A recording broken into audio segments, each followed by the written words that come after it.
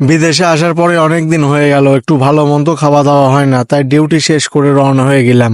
আর ভালো মন্দ খেতে কারই বা ভালো লাগে না, আমার তো আরো ভালো লাগে। তারপরে এখন যাচ্ছি আমরা গ্রিল খেতে। আর আমার আশেপাশে যেসব পরিবেশ দেখতে চাই, তো পরিবেশই না, দিনের বেলা হলে আরো সুন্দরভাবে দেখাতে পারতাম। আর চারিদিকে পরিবেশটা অনেক সুন্দর। আবার আপনারা মনে করেন না আমরা হোন্ডা কিনেছি, আমরা বললাম হোন্ডা ভাড়া করে নিয়ে যাচ্ছি।